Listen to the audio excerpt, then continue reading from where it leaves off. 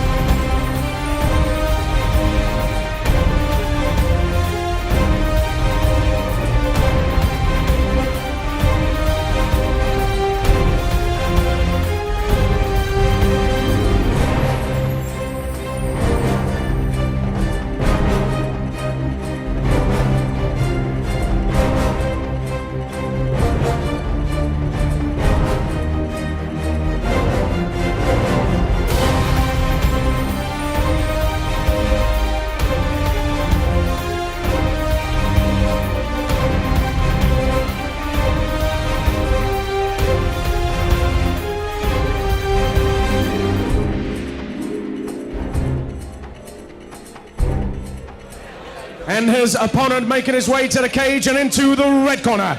Put your hands together for Danny Missin.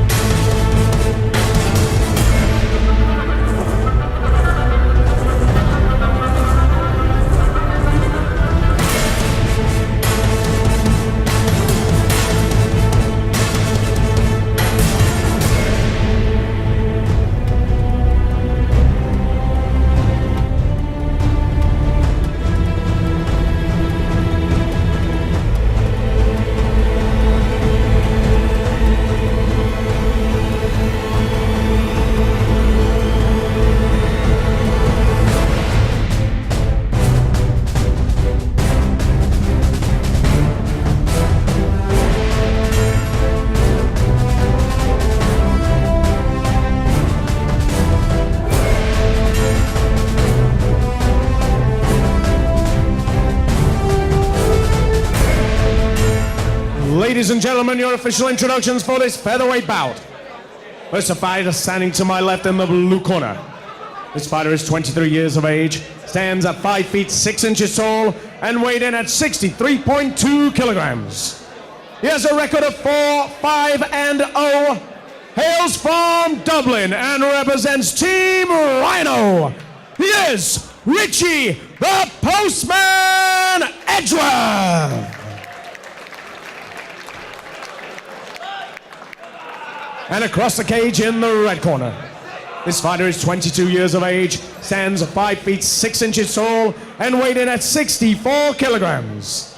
He has a record of 6-4-0, hails from Leeds and represents Allegiance MMA.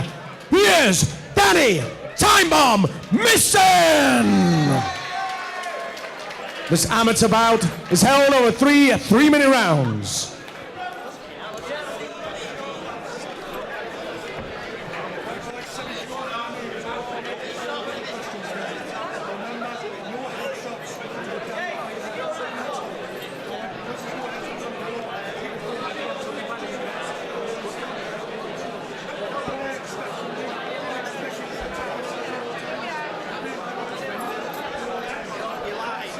So here we go, a very interesting bout. Danny Missin fighting in the featherweight division. He's normally a bantamweight fighter, and this is a semi-professional bout. Despite what the MC said there, it's a semi-professional bout, so there'll be no headshots on the ground on this one.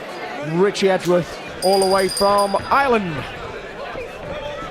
Danny looking very focused there. Very active fighter. Really busy when he's fighting. Got caught on the way in though. Nice kick. Richie very composed.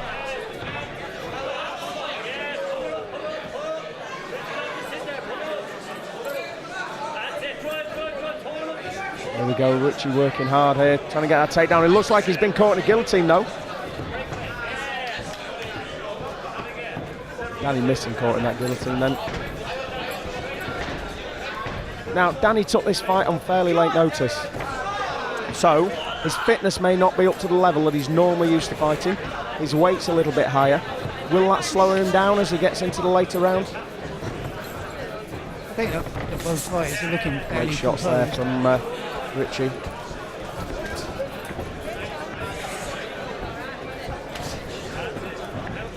Very composed performance from both fighters so far. Got to give the head to Richie though. Yeah, he seems to be the busier fighter at the moment. Oh, Just that was busier. a nice right cross. The quality of work's a little bit tighter. You can see Danny Missin has been caught high on the right cheek. He caught 4 or 5 shots then as well. Doing the right thing, going for that takedown. He was not winning that stand-up battle.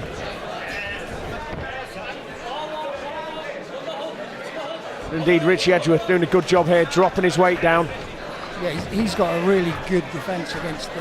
Yeah, he's gone for the guillotine. He's got it as well. Absolutely, he has. It's tight. And he's rolled it over. Is this going to be the finish? Head's popped out. No. There we go. Excellent escape. I think he jumped to that maybe a little too quick. He didn't quite have it wrapped up tight enough. Yeah, I think you're right.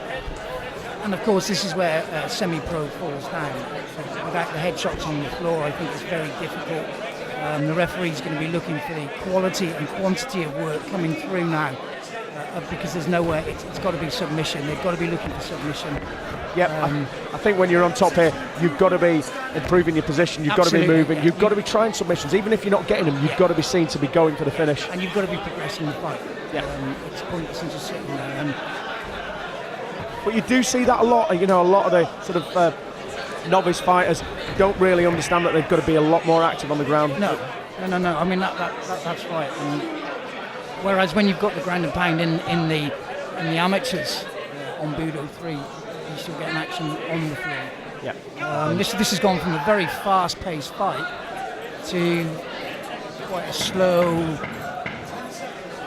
Yeah. I mean, both fighters are looking. They're both trying. I'm not saying they're not working, but you know, I mean, the excitement has almost gone out of the fight now, and I think they need to. And Danny Missin left that way too late there. He jumped for that triangle choke at the end, but with the 10-second warning already going off, he had literally a couple of seconds to try and finish that. There was no way that was going to be finished.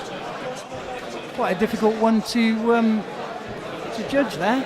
Yeah, I think, you know, if you look at the quality of work from Richie and the striking, given that striking is your sort of first port of call for judging, it's striking then grappling.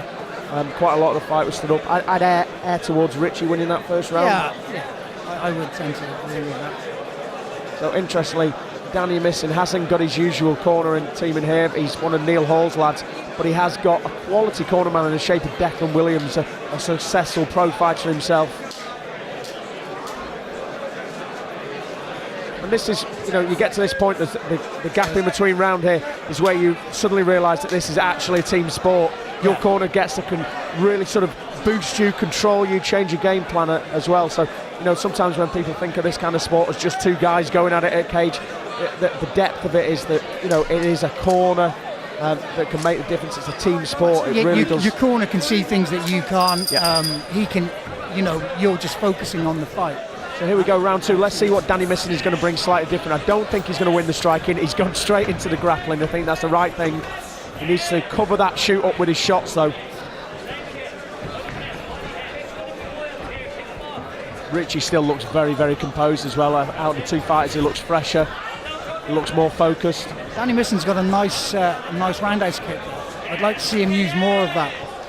He's a very, very good fighter. He really is. Set it up with his hands and then drop the low kick. He seems to be throwing sort of single shots and things like that. One kick, one sort of punch. You know, there you go. A great kick, but didn't cover it up with anything. Didn't use it to set anything up. No, and he didn't set it up either. You know, Richie seems to be wanting to take those all day long, although he has got some slight marking on his lead leg now. Yep. There you go. Danny needs this. He needs to get this takedown. Lovely Good takedown. stuff. Lovely takedown. Now what's he going to do? He's right in the corner of... Good lad. Oh, he's got his back here. Yes. He needs to get that hold through. He's got this choke, I think. That's tight. I think Richie's defending it. He's turned over. Now he's in the mount. Yeah, he got his back to the floor. Absolutely. Again, here we are. No headshots now, so Danny has got to prove himself with his grappling game, but immediately he's gone for the sort of grapevine position. Yeah. He's locked his legs. That to me doesn't say I'm willing to progress my position. No. And I think Andy Sledge will be talking to the fighters in a couple of seconds, telling them that they've got to work. Not looking for the armbar there? Yeah, he is, but he seems to be, you know, it's difficult to get from this position, especially up in the cage. Absolutely, and especially in semi-pro where you can't move the guy's arms. I mean, all he's got to do is cross his arms. That was good. Yeah. Just moving off. Has he moved off to the wrong side though? How dangerous, his corner shouting out not to give his back. There we go. Oh, reversed. Lovely. And back, reversed again. Crazy bit of action there. So let's see what Richie Edwards can do from his top game. Right here, he's got the opportunity to do a Monson choke. North-south choke. All he needs to do is pass that left arm back. He's opted instead to move to a side control position. I think he missed an opportunity to go for a finish then. Yep, and he stood back up again. Back at his feet, but Richie's winning the stand-up game without a doubt. Great left hook landed clean. And Danny going straight for that takedown again. He's good with him, he's getting him. Caught tight though. Yeah, and he's escaped it quite nicely. I'd be interested to know what they feed the postmen in Ireland these days. You wouldn't complain if your post arrived late, would you? No, and if he gave you the wrong letter, you'd ask him politely to re-deliver. Good work from Danny, but again, I think Danny left it too late. Yeah, at the end of the round, yeah. You can almost see it just as that 10-second warning goes off. Danny's gone for a takedown and started moving things. You know, he's got to start getting that game active a little bit quicker because closer round. I think you could argue it either direction. Who would you see that for, Mark? Again, I would go for the blue corner. He was landing good shots. He was controlling the centre of the cage. You know, yes, he got taken down, but a couple of nice reversals, especially where he came towards us, bounced off the cage and reversed it, and then he chose to stand up from the north-south position. You know, I mean, that's telling you that he's in control of this fight. I mean, to me, the north-south position, I think he should have gone for the finish. I would agree. He's got nothing to lose. North-south choke is one of the safest submissions to go for. You know, you're not giving up much position, and it's a real sort of slow grinding submission. I think he should have perhaps gone for that. He could have come out of that with a second round stoppage, but we go into the third round. I agree with you. I think Danny Missin needs a stoppage here to win this. I agree. But our cards aren't official, of course. You never quite know how the judges are seeing it. Obviously, we're commentating on the fight, not judging the fight. Nice kick again. He needs to use that for something, though. Oh, jumping punch.